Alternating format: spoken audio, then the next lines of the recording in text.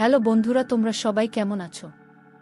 আমার স্বামী রোজ সকালে বেরিয়ে যেত আর রাতের গভীরে ফিরত কাজের চাপে এতটাই ক্লান্ত হয়ে পড়ত যে বিছানায় শুতেই ঘুমিয়ে যেত। আমি প্রায়ই আমার অপূর্ণ ইচ্ছাগুলো নিয়ে একা থেকে যেতাম, কিন্তু কে আর করতাম, ভেবেছিলাম বোধহয় এটাই জীবন। কিন্তু যেদিন জানলাম সে কাজের অজুহাতে অন্য কারো কাছে যায়, সেদিন আমার হৃদয় ভেঙে চুরমার হয়ে গেল। ঠিক তখনই আমার দেবর দীপক আমার জীবনে এক নতুন রং এনে দিল। সে আমার সঙ্গে এত আদরে কথা বলতো, আমার দুঃখগুলো বুঝত। ধীরে ধীরে আমি টের পেলাম আমার স্বামীর চেয়েও বেশি সুখ এখন দীপকের কাছে পাচ্ছি। যখন আমি এই বাড়িতে নতুন বউ হয়ে এসেছিলাম, তখন দীপক মাত্র 11 বছরের এক দুষ্টু ছেলে ছিল। সব সময় আমার আশপাশে ঘুরঘুর করত, ভাবি বলে ডাকত। আমি তাকে আমার ছোট ভাইয়ের মতোই ভালোবাসতাম। কিন্তু সময়ের সঙ্গে সঙ্গে সে বদলে গেল। দীপক এখন 11 বছরের যুবক, লম্বা, সুদর্শন, আকর্ষণীয়। তার চোখে সেই আগের নিষ্পাপ ভাবটা আর ছিল না, বরং ছিল এক গভীর আকর্ষণ। যখনই সে আমার দিকে তাকাত, মনে হতো সে কিছু বলতে চায়, কিন্তু সাহস করে উঠতে পারছে না। একদিন দুপুরে বাড়িতে একদম নিস্তব্ধতা। আমার স্বামী রোহিত কোথায় যেন বেরিয়েছিল। আমি আনমনে একা বসেছিলাম। হঠাৎ দীপকে সে হাজির। ধীরে ধীরে বলল, ভাবি তুমি তো খুশি নাও, তাই না? আমি চমকে উঠলাম। এই কি কথা দীপক, তুই কথা বলিস না? কিন্তু সে আমার চোখের দিকে তাকিয়ে বলল, তুমি মিথ্যে বলছো। আমি জানি ভাইয়া তোমাকে ঠকাচ্ছে, আমি সব দেখি। আমি তোমাকে দুঃখী দেখতে পারি না ভাবি। তার কথাগুলো আমার হৃদয়ের গভীরে গিয়ে ঠেকল।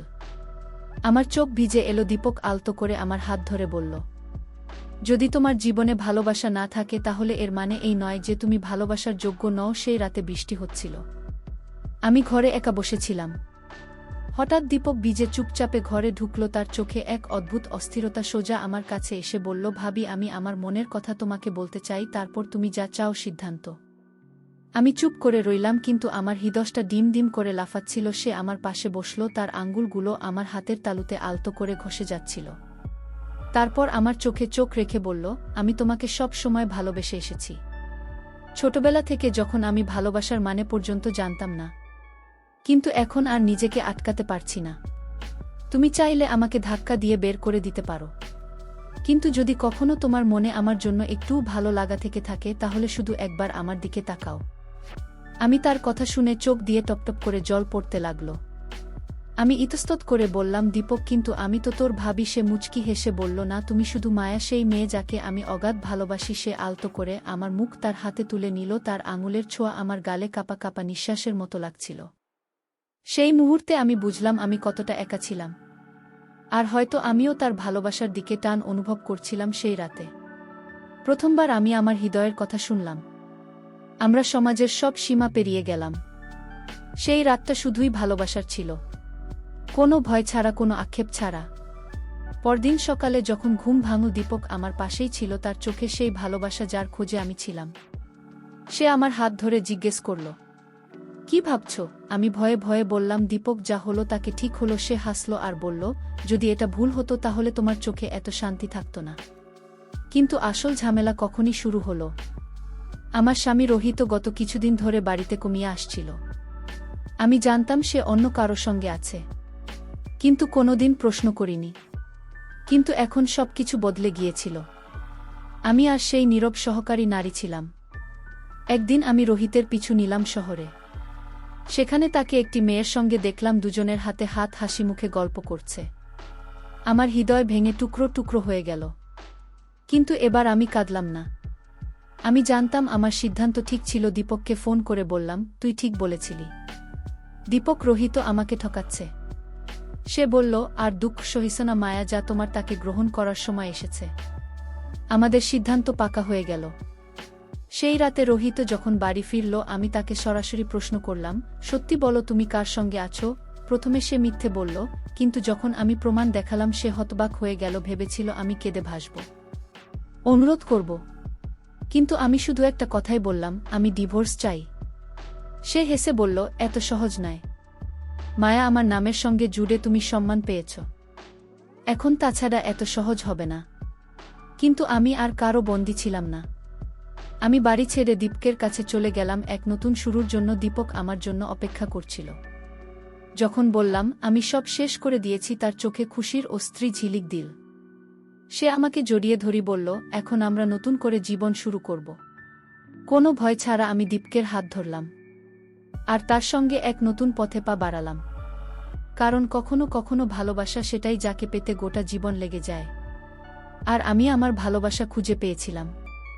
আমরা এখন এমন এক মোড়ে দাঁড়িয়েছিলাম যেখান থেকে পিছনে ফেরা অসম্ভব ছিল। আমি দীপকের সঙ্গে ছিলাম, কিন্তু সমাজ আর পরিবারের চোখে আমাদের সম্পর্ক পাপের থেকে কম ছিল না। আমি জানতাম এটা সহজ হবে না, কিন্তু আমি আর ভয় পেয়ে বাঁচতে চাইনি। গ্রামে যখন খবর ছড়ালো যে আমি রোহিতকে ছেড়ে দীপকের সঙ্গে থাকছি, লোকে আমাদের নিয়ে কুৎসিত কথা বলতে শুরু করল। আমাকে তিরস্কার করত, বলতো ছোট দেবরকে ফাঁসিয়ে নিয়ে গেল, দেখো দীপক কেমন করে নিজের ভাবির প্রতি মন দিল, লজ্জা করল না।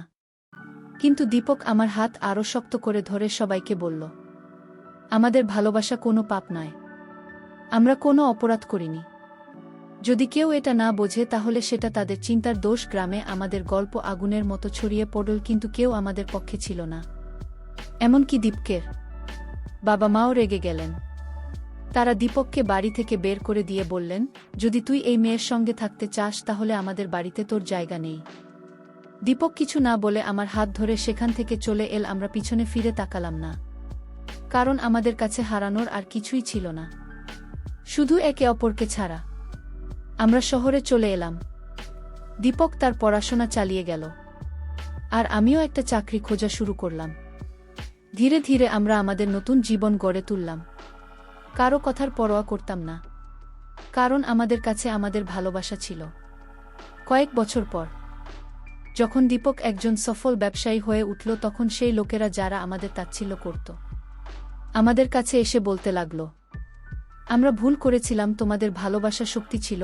আমি মুচকি হেসে বললাম, সত্যি ভালোবাসা সবসময় নিজের জায়গা করে নেয়, দুনিয়া যতই তাকে ঠেলে দিক না কেন। দীপক আমার দিকে তাকিয়ে বলল, এখন শুধু নিজেদের জন্য বাঁচব, আর কারো কথা ভাব না। তারপর আমরা আমাদের জীবন শুরু করলাম, এমন এক জীবন যা আমরা পুরোপুরি নিজেদের জন্য বেছে নিয়েছিলাম। আমাদের ভালোবাসা, আমাদের খুশি, আর শুধু আমরা দুজন। সময় কেটে গেল, আমাদের মেয়ে বড় হতে লাগল, তার সঙ্গে আমাদের ভালোবাসাও আরও গভীর হলো। দীপক সব সময় আমার পাশে থাকত, আমার প্রতিটি চাহিদার খেয়াল রাখত। সে শুধু আমার স্বামী নয়, আমার সবচেয়ে ভালো বন্ধু, আমার সঙ্গে আমার সবচেয়ে বড় সাহারা ছিল। আমাদের ব্যবসা তখন খুব ভালো চলছিল, দীপকের পরিশ্রম ফল দিয়েছিল। আমরা এখন একটা সুন্দর বাড়িতে থাকতাম। একদিন আমরা আমাদের পুরনো গ্রামে গেলাম। সেখানে সবকিছু আগের মতোই ছিল, কিন্তু এবার মানুষের দৃষ্টিভঙ্গি বদলে গিয়েছিল। যারা আমাদের তিরস্কার করেছিল তারা আমাদের দেখে অবাক হয়ে গেল। তাদের চোখে লজ্জার ছাপ। রোহিত সেখানে ছিল, তার জীবন তছনছ হয়ে গিয়েছিল। যে মেয়ের জন্য সে আমাকে ছেড়েছিল, সে তাকে ঠুকিয়ে চলে গিয়েছিল। সে এখন একা, ভাঙ্গা, লজ্জিত। আমাদের দেখে তার মুখে অনুশোচনার ছায়া পড়ল। রোহিত আমাকে বলল, মায়া, আমাকে মাফ করে দাও, আমি তোমার সঙ্গে খুব অন্যায় করেছি। আমি হালকা হেসে বললাম, অতীতের জন্য আফসোস করার চেয়ে আজকে সামলে নাও। দীপক আমার হাত ধরে বলল, চলো মায়া, আমাদের এখন ভবিষ্যতের দিকে এগোতে হবে। আমরা সেখান থেকে চলে এলাম, পিছনে কিছুই রাখলাম না। আমাদের একটাই লক্ষ্য ছিল, আমাদের ভালোবাসা আর পরিবার নিয়ে সুখের জীবন যাপন করা। আমাদের মেয়ে বড় হচ্ছিল। আমরা চাইতাম সে এমন একটা দুনিয়ায় বড় হোক যেখানে ভালোবাসাকে পাপ বলে গণ্য করা হয় না। একদিন দীপক আমাকে তার বাহুতে জড়িয়ে বলল, মায়া, তুমি যদি আমার জীবনে না থাকতে আমি অধরাই থেকে যেতাম। আমি তার চোখের দিকে তাকিয়ে মুচকি হেসে বললাম, আর তুমি যদি আমার সঙ্গে না থাকতে আমি কখনো ভালোবাসার আসল মানে বুঝতাম না। আমরা একে অপরকে জড়িয়ে ধরলাম। আমাদের গল্প এখানেই শেষ হয়নি, কারণ আমাদের ভালোবাসা কখনো শেষ হবে না। এটা আমাদের স্মৃতিতে, আমাদের হৃদয়ে, আমাদের মেয়ের হাসিতে চিরকাল বেঁচে থাকবে। জীবনের পথ একটা বইয়ের মতো, কিছু পাতা বেদনায় ভরা, কিছু খুশিতে। আমার পথ তেমনি ছিল। আমি ভালোবাসাকে গিয়েছি, হারিয়েছি, আমার ফিরে পেয়েছি, আর এখন তাকে আঁকড়ে ধরেছি। আমার মেয়ে প্রাধি জিজ্ঞেস করে, মা, বাবা, তোমাদের ভালোবাসায় এত গভীর কে করে? আমি তাকে বলি, যখন দুইটা হৃদয় একে অপরের জন্য ধ্বনিত হয় তখন দুনিয়ার কোনো শক্তি তাদের আলাদা করতে পারে না। আমি মায়া, আমি জীবনকে আমার শর্তে বেঁচেছি, আর আজ পুরো হৃদয় দিয়ে বলতে পারি আমি ঠিক করেছিলাম। এখন আমি বিদায় নিচ্ছি, কিন্তু আমার গল্প সেই সব হৃদয়ে বেঁচে থাকবে যারা সত্যিই ভালোবাসায় বিশ্বাস করে। তো বন্ধুরা, এই ছিল আজকের গল্প। তোমাদের কাছে গল্পটা কেমন লাগলো দয়া করে তোমাদের মতামত কমেন্ট বক্সে লিখে জানাও। যদি গল্পটা ভালো লেগে থাকে তাহলে ভিডিওটায় লাইক দাও, চ্যানেলটা সাবস্ক্রাইব করো আর বেলাল আইকনটা অন করে দাও যাতে আমাদের নতুন ভিডিওর খবর তোমাদের কাছে তাড়াতাড়ি পৌঁছে যায়।